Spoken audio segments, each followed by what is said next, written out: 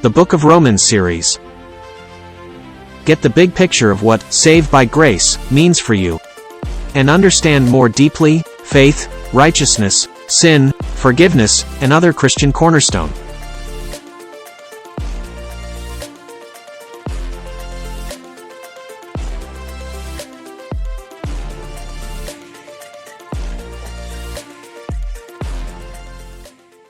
Mga mahal kong kapatid, nawa po ay nasa mabuti kayong kalagayan.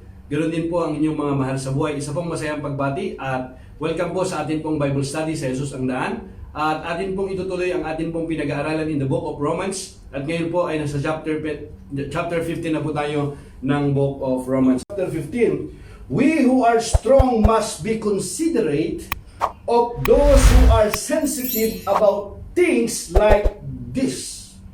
We must not just please ourselves.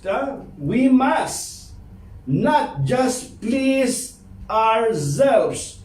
We should help others do what is right and build them up in the Lord. So we who are strong must be considerate.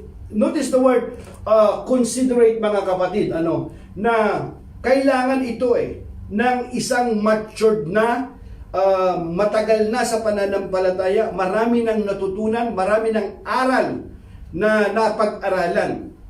Kaya ang sabi niya, tayong malalakas sa paniniwala, malakas sa paniniwala ay dapat tumulong sa mahihina at huwag ang pansariling kasiyahan lamang ang ating isipin.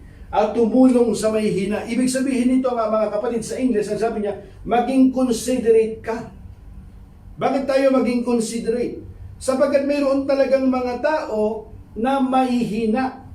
At hindi lamang ito, ang sabi niya nga rito, we who are strong must be considerate of those who are sensitive about things like this. We must not just please ourselves. Ibig sabihin, hindi lamang yung ating pansarili ang ating iniisip, kundi iniisip din natin yung ating kapwa, lalo na yung ating kapatid, kung paano natin sila matulungan na lumago sa kanilang pananampalataya at huwag po natin silang husgaan agad.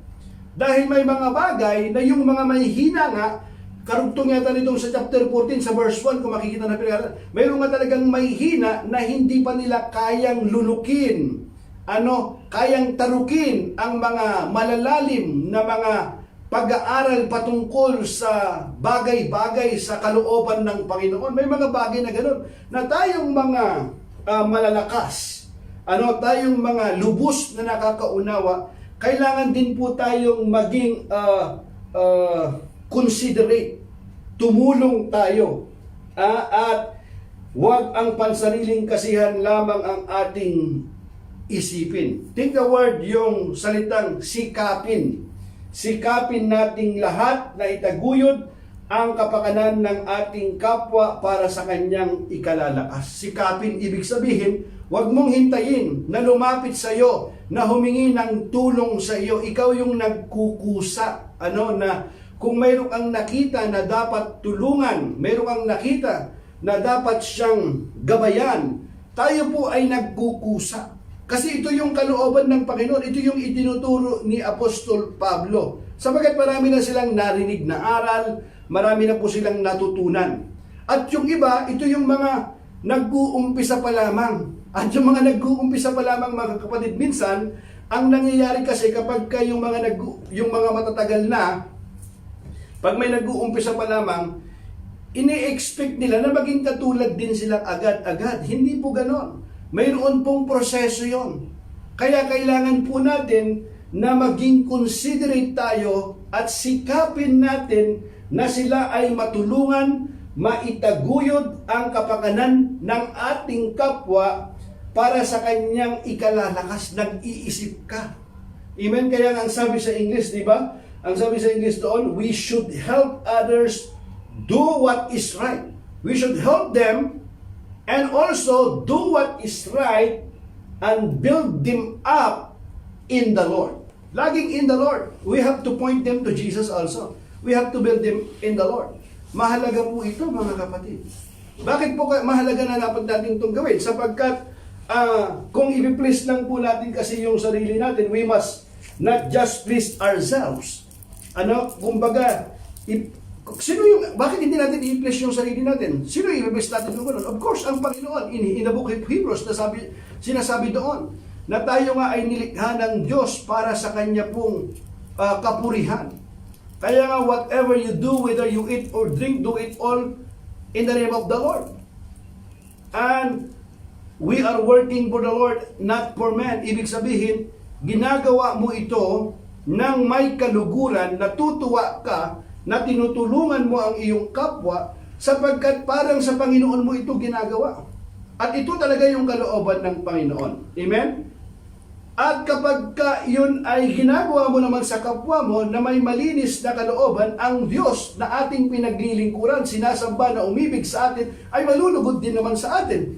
At kapag nalugod ang Diyos sa atin, mga kapatid, hindi naman natin mapipigilan ng Diyos na hindi tayo pagpalain. Kasi isa po yun sa mga pangako ng Panginoon sa mga tao na matapat na naglilingkod at sumusunod sa kanyang kalooban, sila ay kanya pong iingatan at pagpapalain, mga kapatid. At here, in verse 3, the Bible says, for even Christ. Notice the word, for even Christ didn't live to please Himself. As the Scripture says, pag sinabi as the Scripture says, think the word as the Scripture says, it's written in the Old Testament. Kaya ang sabi niya, as the Scripture says. Inuulit niya lamang, pinapaalala niya lamang as the Scripture says, or minimension niya ito para doon sa fulfillment ng mga propesya, na isulat, na ihula, ganon. Kaya nga nila inuulit pa. So, dito pa lamang, makikita natin na hindi na nangangahulugan na wala nang kabuluhan ang lumang tipan. Mayroon pa rin. Ang sinasabi natin doon, hindi tayo maliligtas sa magitan ng Old Covenant because we are under the New Covenant. Yun ang tama. Ang mali ay hindi natin kailangan ng Old Covenant sa ating pamumuhay bilang isang Kristiyano. Mali, kailangan natin yun. Umpisahan mo pa lamang ang New Testament sa Matthew. Yung makikita pa lang natin doon, nag-umpisa lahat yun sa sa lumang tipan Amen? As the Scriptures say, the insults of those who insult you, O God, have fallen on me. On me. Such things were written in the Scriptures long ago to teach us. Long ago to teach us, para maturuan tayo. And the Scriptures give us hope and encouragement as we wait patiently for God's promises to be fulfilled. Dito pa lamang, maliwanag mga kapatid, di ba? Ang Panginoon daw, di ba, makikita natin, sapagkat maging si Kristo man ay hindi naghangad ng sariling kasiyahan, subalit nagpaubaya. Nagpaubaya, bakit? Kung titingnan po natin ang Panginoon, di ba? Kusang loob niya nga na hinubad ang kanyang pagka-Diyos Ang lagi niyang ganyang ginagawa ay para sa kapurihan ng kanyang Ama. He always point to the Father. Ano ang Panginoon? Tingnan mo yung unity po nila. Jesus, the Son of God, He always point to the Father. He always glorify the Father. Tapos yung Father naman, lagi niyang sinasabi yung kanyang anak, my beloved Son, this is my beloved Son, to whom I am will please. Ito ang aking anak, lubos kong kinalulugtan. And then the Holy Spirit. The Holy Spirit speak about Jesus. He glorified Christ. In Christ, speak also about the Holy Spirit. Tingnan mo yung unity po nila. Kaya ang sabi niya, sapagkat maging si Kristo man ay hindi naghangad ng sariling kasayahan, subalit nagpaubaya. Nagpaubaya tulad ng nasusulat, ako at binagsakan ng mga pag-alipusta na sa iyo'y ipinapatama. So ito, kapag yung mga bagay ka na nag-iinsulto lang, yung mga nag-aalipusta na ginagawa sa atin, ginagawa din nila sa Panginoon yon. Ang ginagawa nila sa Panginoon, ginagawa din yung sa Ama. Ganun po yun mga kapatid, kasi tayo ay kanyang mga anak, mga lingkod din niya. Tandaan po ninyo yun. Kaya sabi niya, pag ginawa nyo sa kanila ito, di ba sa book of Matthew, ginawa nyo sa akin ito in Matthew chapter 25. Kung pag-aaralan natin mabuti yon, yung konteksto na yon. here in verse 4, sabi niya, anumang nasa kasulatan, noon pang una ay nasulat sa ikatututo natin. Sa ikatututo natin. Kita nyo yung lumang tipan? Upang sa ikatututo natin, upang sa magitan ng pagtitiis at sa pagpapalakas ng loob mula sa kasulatan ay magkaroon tayo ng pag-asa. Sa English, napaganda pagkakasabi niya dito, di ba? Sabi niya dito, the insult of those who insult you, O God, have fallen on me. Such things were written in the scriptures long ago to teach us. Long ago, to teach us para sa ikatututo natin. And the scriptures give us hope and encouragement. Yung scripture, give us hope and encouragement. Yung scripture, yung salita ng Diyos, give us hope. Yung hope na kasi yan nang hindi pwedeng mawala sa ating mga mananampalataya eh.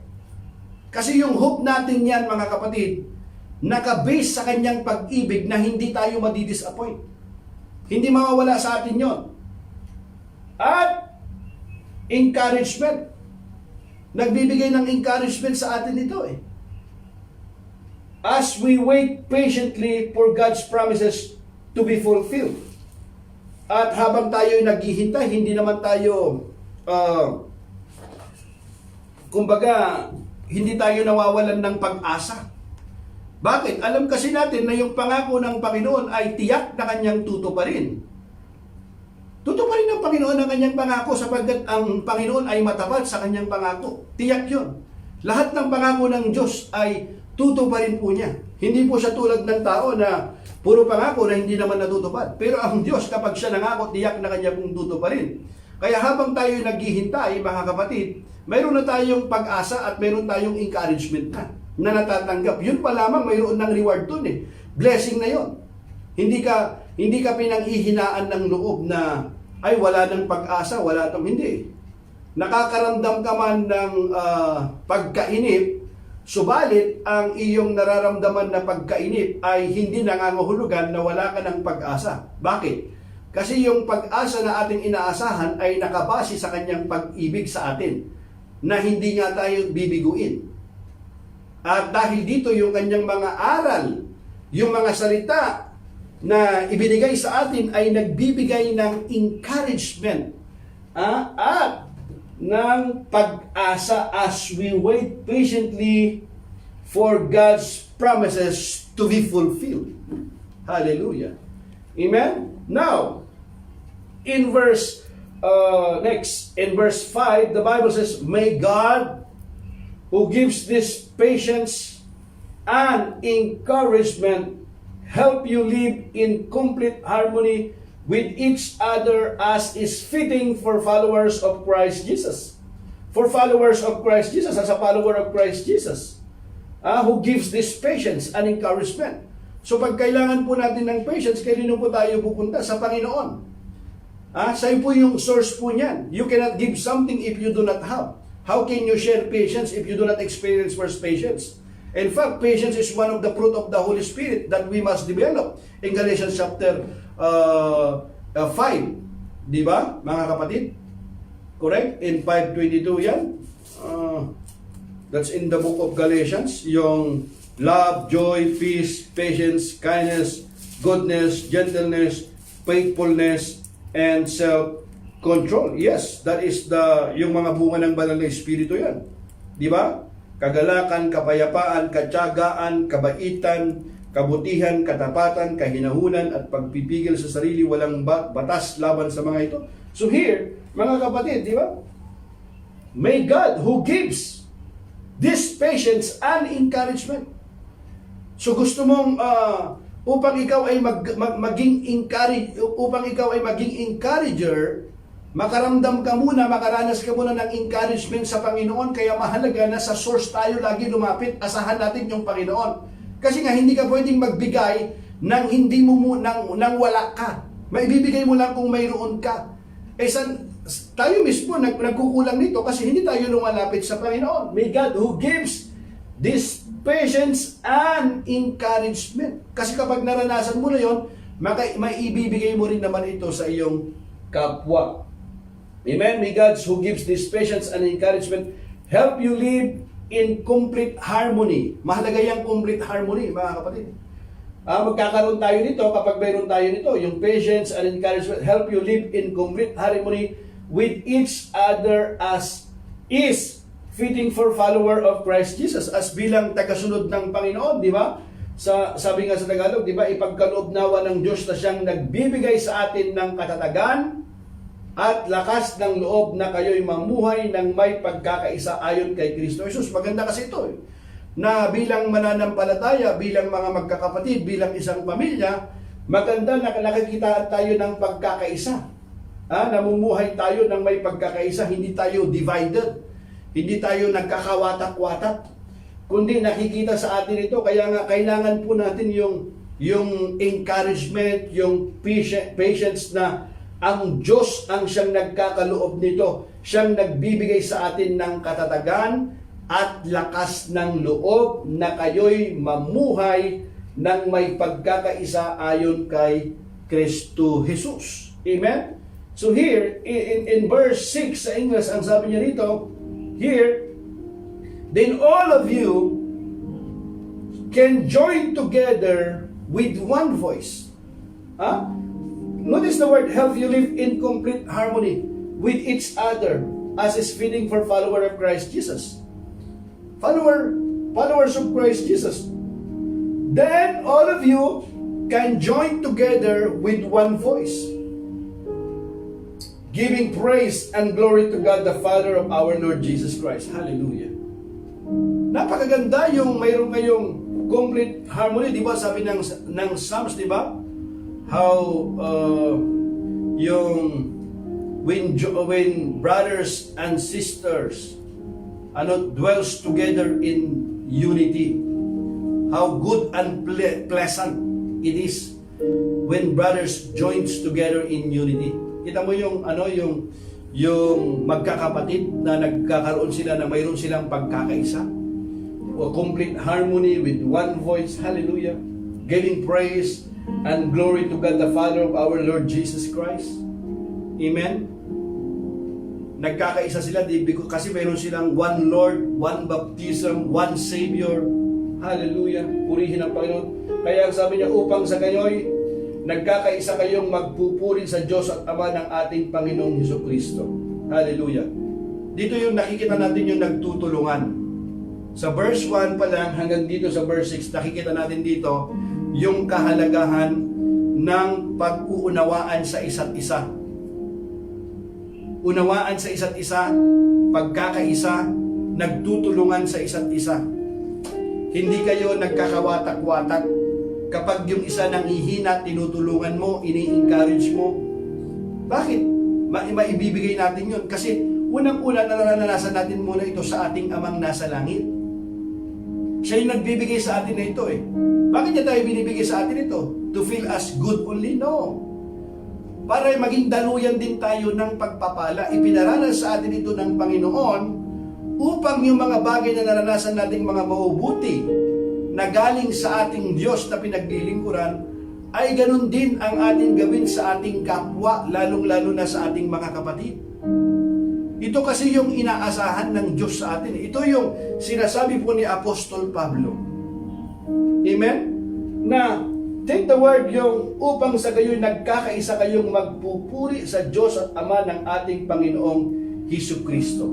Di ba sabi sa one voice, sabi sa English nga, di ba? Di ba? Here, giving praise and glory. Then all of you can join together with one voice. Think about yung isang group, yung life group, sa isang life group nyo.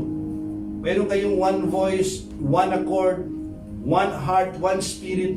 Napakaganda yung pagsasama eh. At kapag nakikita ng mga tao sa ating paligid na tayo nga ay mayroong pagkakaisa, pagkakaunawaan sa isa't isa, yung mga tao sa ating paligid ay madali nating mahikayat na tayo nga ay tunay na lingkod ng Panginoon na kung saan ipinamumuhay natin yung mga salita na ating natututunan.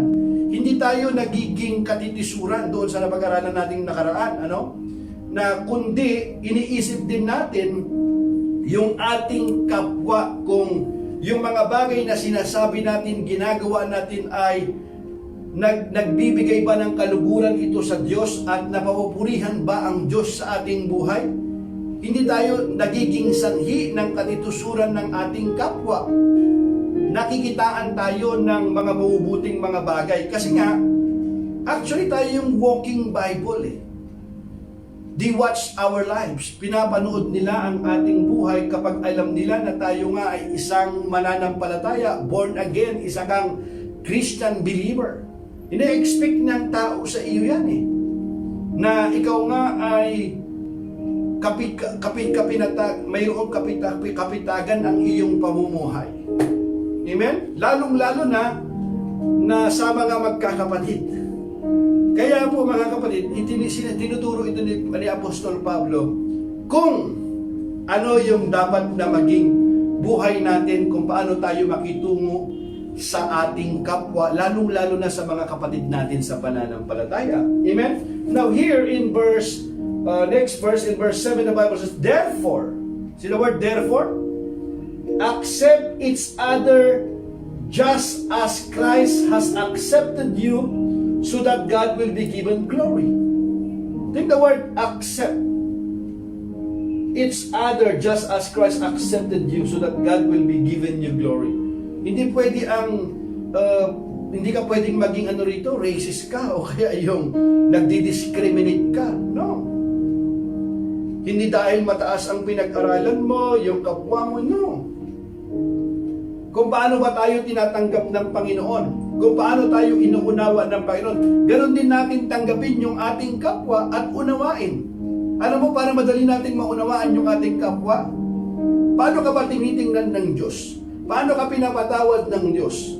Paano ka inuunawa ng Diyos? Gawin mo yun sa kapwa mo. Kasi, accept each other just as Christ has accepted you, so that God will be given glory. Hallelujah! God will be given glory. Yun naman ang layunin natin, na ibabigyan ng glory, ng mapapurihan po natin ang Diyos na ating sinasamba. Amen? Kaya nga sinasabi natin, to God be the glory. Hindi yung tayo'y napupurihan, dapat yung ginagawa natin ay laging nagbibigay ng kapurihan. We point it sa ating Diyos. Kaya ang sabi nga sa Tagalog, di ba? Kung paano kayo'y malugod na tinanggap ni Kristo, tanggapin ninyo ang isa't isa upang mapapurihan ang Diyos. Upang mapapurihan ang Diyos. Malulugod kasi ang Panginoon eh. Kapag yun ang ginawa natin sa ating kapwa, hallelujah, amen?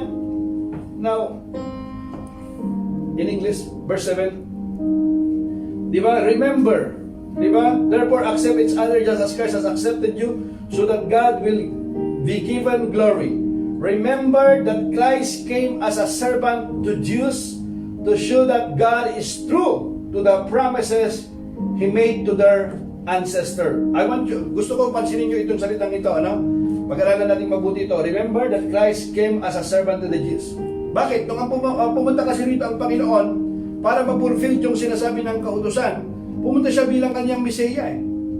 At ang ministry talaga ng Panginoon, kung titingnan po natin, ay sa mga Jews, sa mga Hudyo.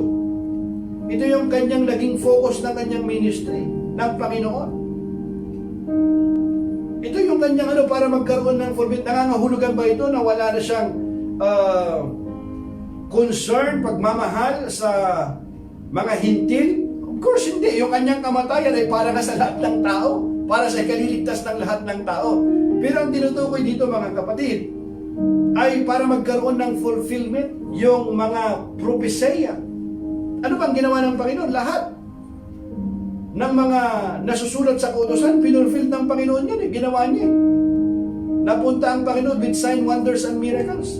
At yung sinasabi nga ng one of the most messianic prophecy in the book of Isaiah chapter 53, verse 5 to 6, na kung saan na ang sabi doon, di ba, na siya ay binugbog dahil sa ating mga kasamaan.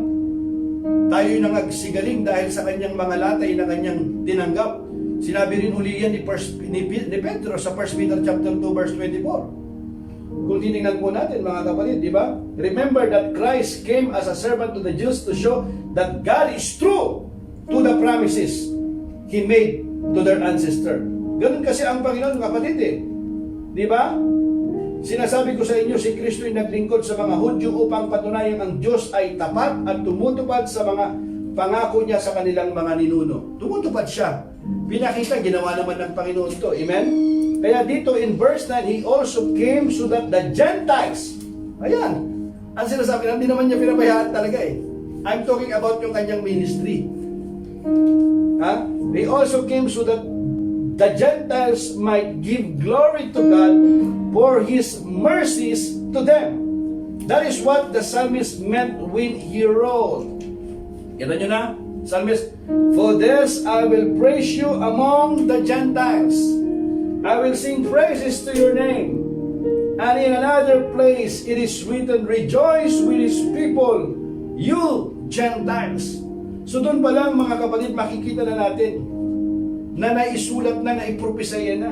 At upang ang mga hintil naman ay magpuri sa Diyos dahil sa kanyang habag tulad ng nasusulat, kaya't sa gitna ng mga hintil, ika'y aking pupurihin at aawitan ko ang iyong pangalan. Sinabi rin, magalak kayo, mga hintil, kasama ng kanyang bayan. Hallelujah! Magalak kayo. And yet again, praise the Lord, all you Gentiles. Praise Him, all you people of the earth. And in another place, Isaiah said, the heir to David's throne will come, and He will rule over the Gentiles. They will place their hope on Him. Hallelujah! Purihin ang Panginoon. Amen? Magpuri kayo sa Panginoon. Kayong mga hintil kasi kapag ikaw ay hindi Israelita, ikaw ay hintil. Bakit? Bakit sinasabi, magpuri kayo sa Panginoon kayong mga hintil? Kasi nga, ang Panginoon ay nakipagtipan sa mga Israelita. Sila yung nakaalam, nakatanggap ng aral. Ang mga hintil, hindi eh. Hindi nila nakilala ang tunay na Diyos. Nagkanya-kanya sila ng lakad, nagkanya-kanya sila ng sariling Diyos. Pero ngayon, dahil sa habag at biyaya ng Diyos, ang sabi niya, magpuri kayo sa Panginoon. Kayong mga hintil, lahat ng bansa ay magpuri sa Kanya. Hallelujah! Bakit? Kasi ito yung magandang balita ngayon. Mayroon ng pag-asa na tayong dating hindi niya bayan, tayong hindi nakaalam ng Kanyang aral. Ngayon, dahil sa mayamang habag at biyaya ng Diyos, nakaranas tayo ng Kanyang pag-ibig, pagmamahal, pagliligtas na isulat na sa lumang tipan pa lamang. Ito yung sinasabi ni Apostol Pablo, kaya sabi niya, magpuri kayo sa Panginoon, kayong mga hintil. Lahat ng bansa ay magpuri sa Kanya. Sinabi pa ni Isaiah, may isisilang. Tinutukoy niya, ang Panginoong Jesus may isisilang sa angkan ni Jess. Kasi sa lipi ng Panginoon nagmula ito si Jess eh. Si Jess kasi tatay ito ni David, mga kapatid. Upang maghari sa mga hintil, siya ang kanilang magiging pag-asa. Hallelujah. Kita mo yun? Siya yung magiging pag-asa nila. Ito yung, kaya mga kapatid, likas sa atin na dapat yung buhay natin ay buhay ng nagpupuri, may kagalakang nagpupuri sa Panginoon. Ito yung layunin, bakit tayo nilikha ng Panginoon eh. Para bigyan siya ng kaluguran, para purihin siya.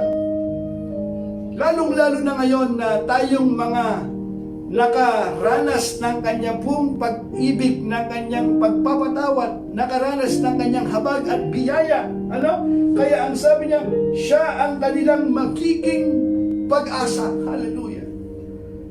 Di ba may mga tao kasi talaga na ngayon ay para bang nawawalan na ng pag-asa dahil sa mga hirap ng kalooban na kanila pong dinaranas, sa hirap ng kanilang mga suliranin, kaya minsan mahirap magpuri. Para bang minsan naiisip ng tao na nakakapagod ng magdasal sapagkat araw-araw ito na lamang yung aking dinadasal, pero tila baga parang hindi naman dinidinig ng Diyos ang aking dalangin.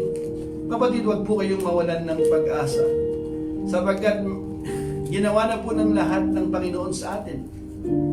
Ito ay kanyang pinatunayan nang isugo niya ang kanyang bugtong na anak sa krus ng Kalbaryo upang tayo na nawawalan ng pag-asa ay magkaroon ng pag-asa. Tayong mga nawawala ay masumpungan. At tayong mga hindi nakakilala sa Kanya ay makakilala at magbigay ng papuri sa Kanya. So mga kapatid, wag po tayong mawalan ng pag-asa, sapagkat ang atin pong inaasahan ay mayroon pong katiyakan. Inaasahan na alin? Inaasahan yung Kanya pong pangako sa atin, na yung nangako nga ay tapat, na yung mga nagtitiwala sa Kanya ay hindi po mabibigo. Kung tinupad niya noon ang Kanyang pangako, lalong tutuparin niya ngayon, sapagkat ang Diyos ay tapat sa Kanya pong pangako. Hallelujah! Purihin ang Panginoon. I pray! Hallelujah! Tira mo si Apostol Pablo, sabi niya, I pray that God, the source of hope. Sino yung source? Yung hope, ang Diyos. So lumapit tayo sa source, wag sa mga resources lang. Minsan kasi pinagtitiwalaan lang natin yung resources natin. Akala natin kung mayroong mga resources sa atin, lahat, everything is okay. Pero ngayon, napatunayan natin na kahit maraming mga resources sa buhay natin, laging mayroong kulang. Sapagkat ang lubos lamang na makapupuno ng atin pong kalungkutan, ng kulang sa buhay natin, ay ang makapupuno ay ang Diyos lamang. Yung source. Kaya sa Kanya tayo lumapit. Napatunayan natin ngayon yan, na tunay nga, ang Diyos ang kailangan natin. I pray, sabi niya, di ba, I pray that God, the source of hope, will fill you completely with joy and peace. Kita mo yung Kanya pong panalangin? Yung joy and peace. Bakit? Kasi minsan, may mga tao minsan na may pera, may trabaho, andyan ang pamilya, everything is okay, pero hindi nila nararamdaman yung peace, hindi nila nararamdaman yung joy. Hinahanap nila sa kaibigan, hinahanap nila sa kanilang mga career, hinahanap nila sa kanilang mga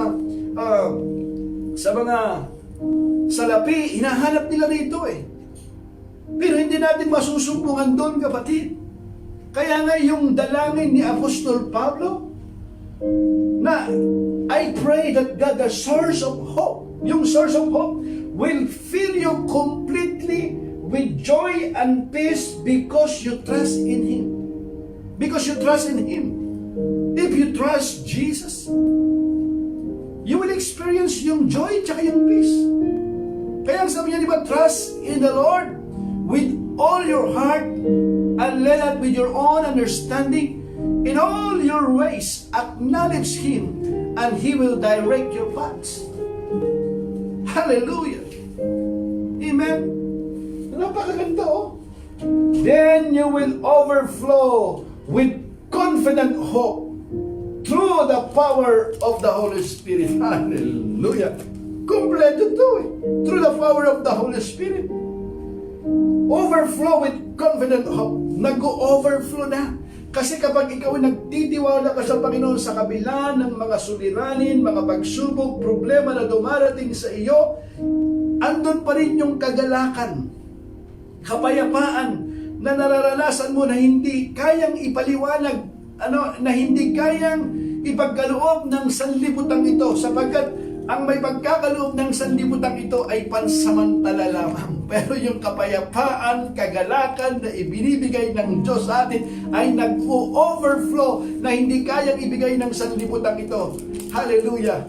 Dahil yung banal na Espiritu na nag-overflow sa atin pong buhay. Purihin ang Panginoon. Hallelujah! Puspusin nawa kayo ng Diyos. Yan yung dalangin po natin, mga kapatid. Bago tayo mas Panginoon, puspusin mo ako. Kita mo yung dalangin ni San Pablo sa kanila? Puspusin nawa kayo ng Diyos na siyang bukal ng pag-asa, at nawa ay pagkalooban niya kayo ng kagalakan at kapayapaan sa magitan ng inyong pananampalataya, upang mag-umapaw ang inyong pag-asa sa magitan ng kapangyarihan ng Espiritu Santo. How do you like that? Na yung nag-o-overflow yung Holy Spirit sa ating buhay. Sabi sa English, di ba? How do you like that? Overflow with confident hope through the power of the Holy Spirit. Amen? Kailangan po natin yan, mga kapatid. At kapag yung atin pong pananampalataya ay naka-fix sa Panginoon, walang bagyo, walang suliranin, walang problema ang tuluyang maglulugmok sa atin sapagkat malakas ang ating Diyos na sinasamba at pinaglilingkuran. Kaya kapatid, huwag po tayong mawalan ng pag-asa sa inyo pong pinanghihinaan ngayon ng loob. Kapit lang po tayo at patuloy lang po tayong magdasal at huwag po tayong mapagod na gumawa po ng mabuti sapagkat ang atin pong Diyos na sinasamba hindi po natutulog. Tapat po siya, mga kapatid, at hindi po kayo mabibigo. Kaya nga po ang sabi niya sa verse 14, pakinggan niyong mabuti ang sinabi ni Apostol Pablo, I am fully convinced. I am fully convinced, my dear brothers and sisters, that you are full of goodness. Hallelujah. You know these things so well, you can teach each other all about them. Hallelujah. Pinapaalala niya Hallelujah. Purihin ang Diyos. Di ba sabi niya, mga kapatid, lubos akong naniniwalang kayo'y mismo ay puspos ng kabutihan at puno ng kaalaman. Kaya't matuturuan na ninyo ang isa't isa. Kita nyo yung laging isa't isa? Each other. Why? Kasi marami na pong naisulat sa kay Apostol Pablo sa kanila, simula chapter 1 hanggang chapter 14. Ngayon nasa chapter 15 na sila. Marami na silang nai-apply sa kanilang buhay. At habang ang mga tao sa paligid nila ay nakikita nila na sila nga ay namumuhay ayon sa kalooban ng Panginoon, sila din kung paano sila nakatanggap ng biyaya at habag, natanggap nila ang ebanghelyo, ang mabuting balita. Ito rin yung kanilang ipinaparanas sa mga tao sa kanilang paligid. Ito yung inaasahan po ni Apostol Pablo, na ibahagi po natin sa atin pong mga kaibigan, sa ating pong kapwa, lalo na sa atin pong mga mahal sa buhay, ang tinanggap natin sa Panginoon. Alam mo, ang pwede natin ibahagi sa ating kapwa, mga kapatid, ay minsan hindi naman laging pera o kaya pagkain Minsan ang tao meron siyang pera, meron siyang pagkain, pero hindi yun ang kanyang kailangan. Ang kailangan niyang mayroong taong nag-i-encourage sa kanya, taong makakausap niya, taong naniniwala sa kanya, na taong mayroong magpupus lang sa kanya, na mag-motivate lang sa kanya, na magsabi lang na mahal ka ng Diyos, huwag kang sumuko, hindi ka pababayaan ng Panginoon, hindi ka niya iiwan. Ito yung kulang minsan na ang mundo minsan nagiging nagiging ang galing natin pagdating sa mga maraming mga humanitarian na ginagawa natin. Mabuti naman yan Pero yung mga bagay na ito ay hindi napupunan yung kaluluwa ng tao Ang higit kasi na mapupunan ay yung kaluluwa ng tao, hindi lamang yung pisikal. Kasi kapag kinain mo yung tinapay na yan, naubos yan, magugutom ka na uli Pero kapag ka yung pag-asa na ibinahagi mo ang pag-ibig ng Diyos, ang salita ng Diyos, ito yung yung higit na magbibigay ng lakas, pag-asa sa tao na hindi kayang ipagkaloob ng sanlibutan ito. Kaya ang sabi niya, lubos akong naniniwalang kayo'y mismo ay puspos ng kabutihan at puno ng kaalaman, kaya't matuturuan na ninyo ang isa't isa. Di ba? So, dito mga kapatid, ang sabi niya in verse 15, I'm gonna close here, and 16, sabi niya, even so, I have been bold enough to write about some of these points, knowing that all you need is this reminder For by God's grace. Reminder. For by God's grace, I am special messenger from Christ Jesus to you Gentiles. Kita mo, Gentiles. Kasi talagang tinawag siya ng Panginoon for special calling, special purpose. Di ba noong ma-encounter niya ang Panginoon in the road of Damascus, na higit sa sinumang mga disipulo, ginamit din sila. Pero si Apostol Pablo, San Pablo talagang ang kanya pong ministeryo ay nag-focus siya sa mga hintil. Hindi naman nangangahulugan nito na hindi na siya pumunta sa mga Hudyo. Pumunta rin siya doon, mga kapatid. Pero tinanggihan nga siya, no? Pinersecute siya, kaya lumabas siya at ito, na-fulfilled yung promises, yung plano talaga ng Diyos sa kanyang buhay. Kaya ang sabi niya, I've been bold enough to write about some of these points, knowing that all you need is this reminder. For by God's grace, I am a special messenger from Christ Jesus to you Gentiles. Kasi sa Romans pa lang na kanyang sinulat, mga Gentiles din ito eh. I bring you the good news. I bring you the good news so that I might present you as an acceptable offering to God, made holy by the Holy Spirit. Hallelujah. Diba? Gayon man, sa sulat na ito ay naglakas loob akong paalalahanan kayo tungkol sa ilang bagay. Ginawa ko ito dahil sa kagandahang loob ng Diyos sa akin upang maging lingkod ni Kristo Jesus at gumanap ng tungkuling gaya ng isang pari sa mga hintil. Ipinapangaral ko sa kanila ang magandang balita ng Diyos upang sila'y maging handog na kalugod-lugod sa Kanya dahil sila ay ginawang banal ng Espiritu Santo. So, dito mga kapatid, makikita natin dito yung sinasabi ni Apostol Pablo na yung magandang balita, yung ebanghelyo ay na kanya pong ibinahagi sa kanila ay tunay nga na nagkaroon ito ng magandang bunga.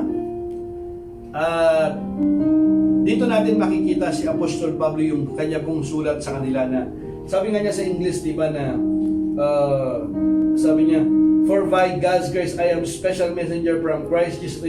I bring you the good news so that I might present you as an acceptable offering to God, made holy by the Holy Spirit. Kasi nga, mga kapatid, dito makikita natin, gano'n lamang yung pag-ibig ni Apostol Pablo sa kanila na ipino-pour out niya yung kanyang puso, yung buhay niya sa kanila.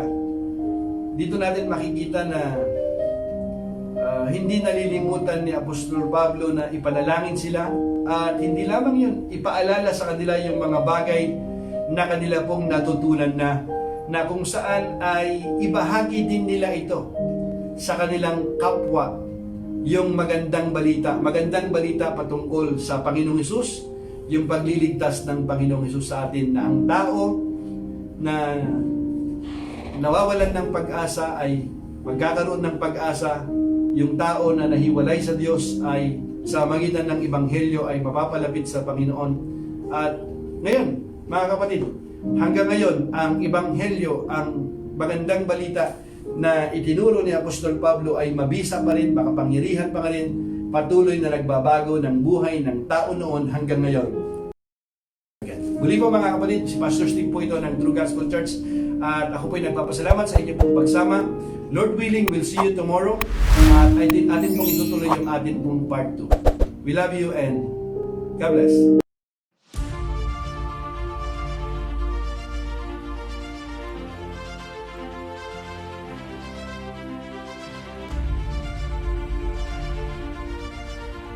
The Book of Romans series. Get the big picture of what "saved by grace" means for you, and understand more deeply faith, righteousness, sin, forgiveness, and other Christian cornerstone.